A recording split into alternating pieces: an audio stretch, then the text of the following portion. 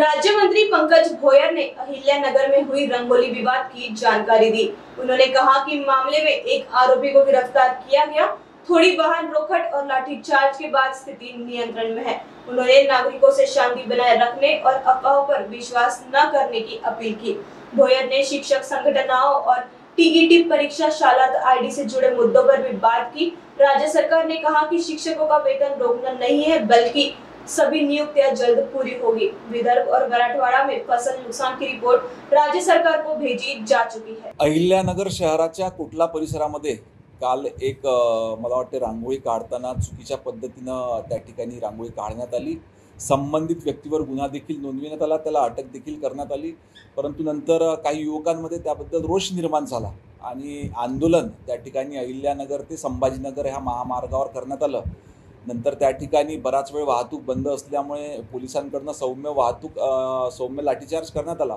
परंतु सर्व परिस्थिती आता नियंत्रणात आलेली आहे आणि आजच्या या अनुषंगाने हे सांगा की नागरिकांनी याबद्दल कुठेही अफवांवर विश्वास न ठेवता, आता 2 ऑक्टोबर आहे, गांधी जयंती येणार आहे, इतकं चांगलं वातावरण आपल्या राज्यामध्ये शांततेचं असताना काही चुकीच्या लोकांमुळे कुठल्याही अफवांवर विश्वास न ठेवता नागरिकांनी शांतता बाळगावी। प्रशासन, विशेष करून पोलीस प्रशासन याच्यावर पूर्णपणे लक्ष ठेवून आहे की महाराष्ट्रामध्ये असलेली शांतता ही कोणीतरी त्या ठिकाणी बिघडवण्याचा प्रयत्न काही समाजकंटकांकडून होतोय का, काही संघटनांकडून होतोय का, याचा शोध त्या ठिकाणी घेतला जात आहे।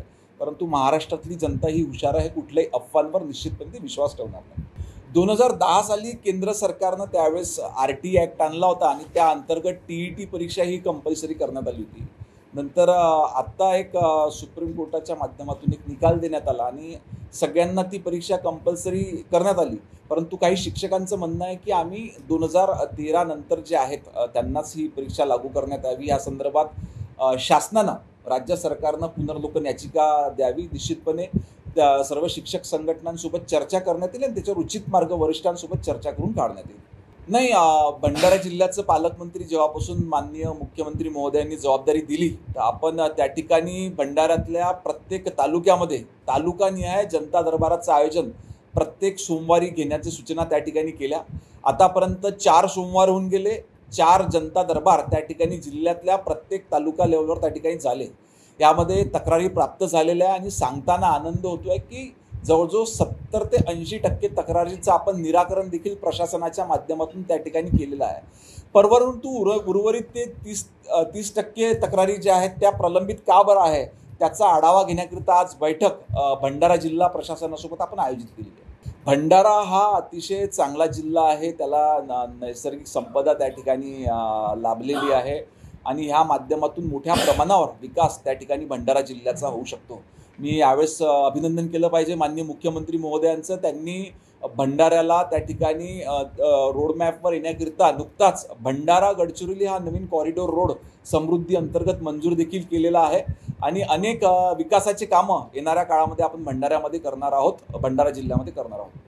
नाही, विशेष करून OBC सारखे काही लोकप्रतिनिधी किंवा समाजकंटकच म्हणता येईल की समाजामध्ये तेढ निर्माण करून आज देशाचे पंतप्रधान सन्माननीय नरेंद्र मोदी ज्यांनी संपूर्ण देशातल्या लोकांचा विश्वास संपादन केल्यामुळे या देशातल्या जनतेने त्यांना सतत 3दा या देशाच्या प्रधानमंत्री पदावर बसविलेला आहे।